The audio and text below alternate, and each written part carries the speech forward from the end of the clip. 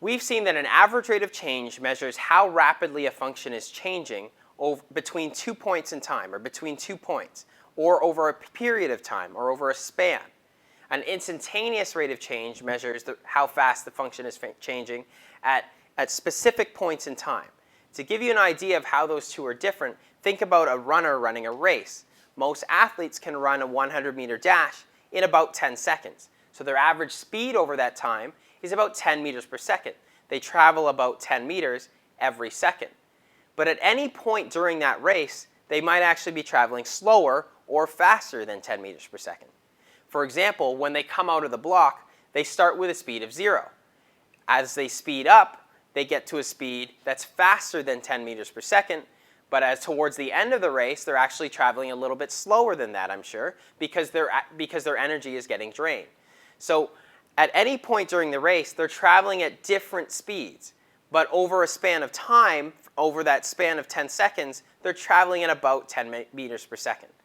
We've seen that we calculate an average rate of change of a function using the slope of the secant.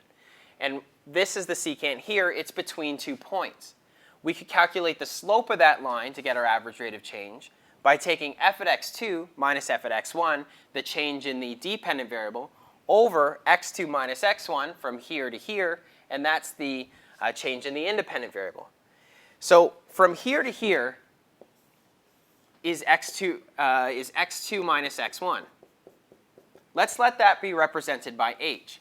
That's the span from this point to this point along the independent variable. If we let that be h, then we can actually change our points here.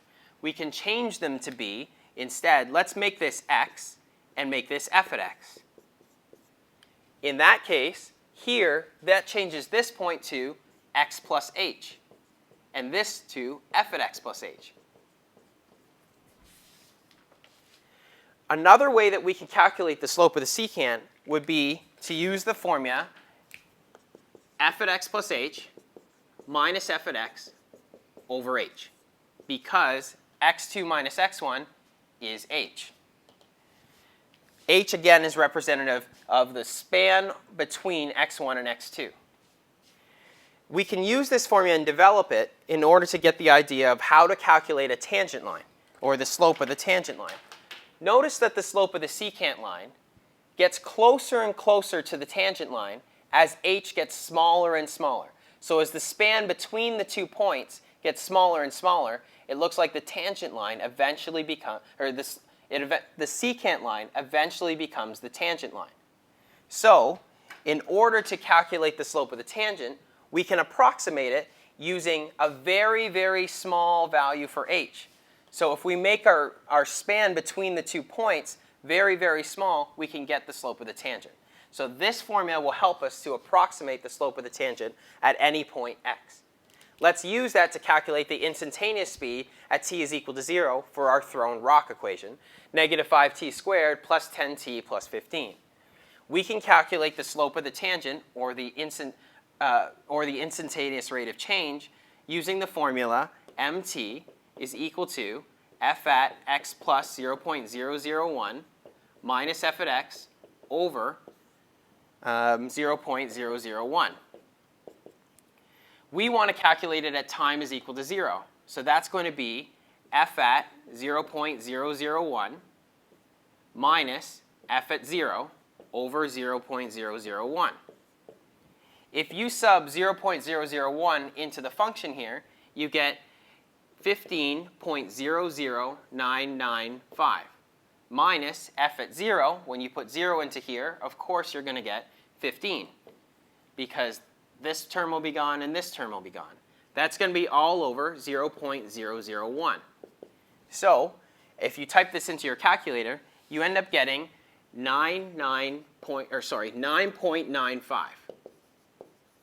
That's approximately equal to 10 meters per second. So the ball is traveling at a rate of 10 meters per second when the time is equal to 0.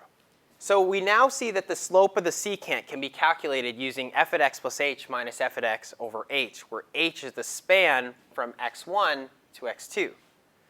If we make h really, really small, like 0.001, we can get the slope of the tangent. But that's still an approximation. there's got to be a better way to set h to be a very, very small number. That's what the point of the limit was.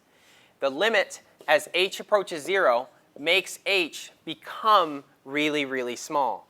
We can take the limit as h approaches 0 of the secant function f at x plus h minus f at x over h. That will give us the slope of the tangent at any point x. In fact, it gives us a function for every slope of the tangent for our function f at x. This is called the derivative. More specifically, this is called the limit definition of what a derivative is.